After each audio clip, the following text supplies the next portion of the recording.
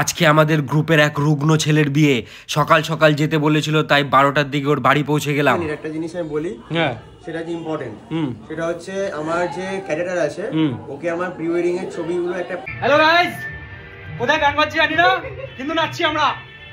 লেকিন এক সেকেন্ড। তারপর লুচি আলুর তরকারি খেতে খেতে নাচতে স্টার্ট করলাম।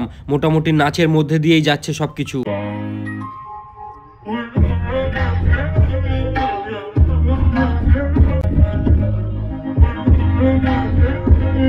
এরপর আমাদের হাজবেন্ড টু বি নন্দকে নিয়ে নাচলাম। আমরা ওকে নাম দিয়েছি নন্দ, কারণ ওর সারনেম ঘোষ।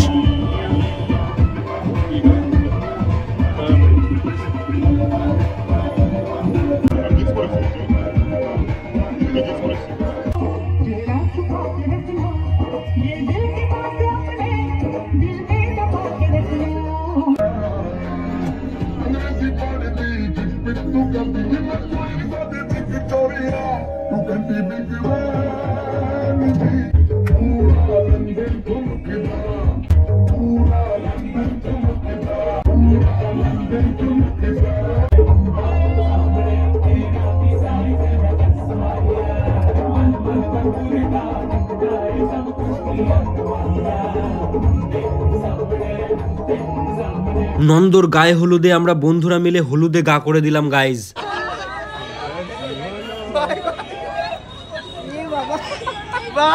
ও দাদা সামনে না, নিজে কষ্ট করে নিজে মাখছি। তার সঙ্গে আমি একটু হলুদের ফেসিয়ালও করে দিলাম। একটু ঢুকছি। এরপরে নন্দ ঘোষকে ডাইরেক্ট নিয়ে যাওয়া হলো জঙ্গলে ফটো তোলানোর জন্য। ক্যাবলা গান তো লাগছে ভাই, জঙ্গলে রুগ্ন বনিপ। ভাই প্রিপারেশন নিয়েছিস কিছু? চলছে প্রিপারেশন ভাই। ফিজিক্যালি প্রিপারেশন কিছু নিয়েছিস? তোদের কি যেন বলবো, কি তুই ভেবে আয় যা। না দাঁড়া, তোদের কি বলতে কি বলতে গেছিলাম সেটা এদের মুখ দেখে ভুলে গেছি গাইজ। আমি এদের মুখ দেখে একা অত্যাচারিত কেন হব, তোমরাও অত্যাচারিত হও। এবার বরযাত্রী যাওয়ার পালা। আর্টিকার পেছনে লাগাও। তাহলে ভাই কোথায় যাচ্ছি আমরা? খুবই তাড়াতাড়ি 2 ঘন্টায় পৌঁছে গেলাম মেয়ের বাড়ি।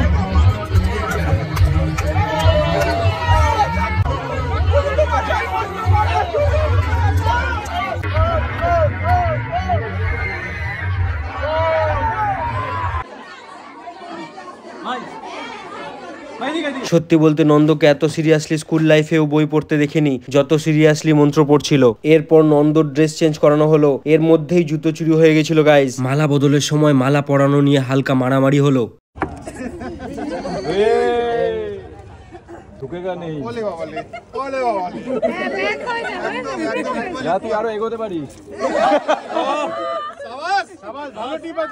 এক দাদু দেখলাম ফুলের গন্ধ শুকিয়ে র‍্যাপ শোনালো।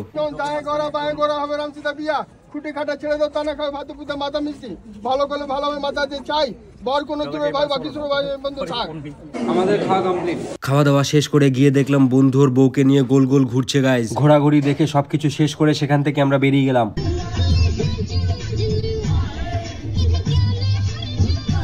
অত রাতে বাড়ি ঢুকলে মা বাবা ঘুমের ঘোরে আমাকে চোর ভেবে কেলি দিতে পারে, তাই একটা বন্ধুর বাড়ি সবাই মিলে স্টে করলাম। নন্দর বিয়েতে আমাদের এতটাই খরচ হয়ে গেছে যে একটা বন্ধু বলল নন্দর বিয়ের জন্য আমাদের একটা লোন নিতে হবে।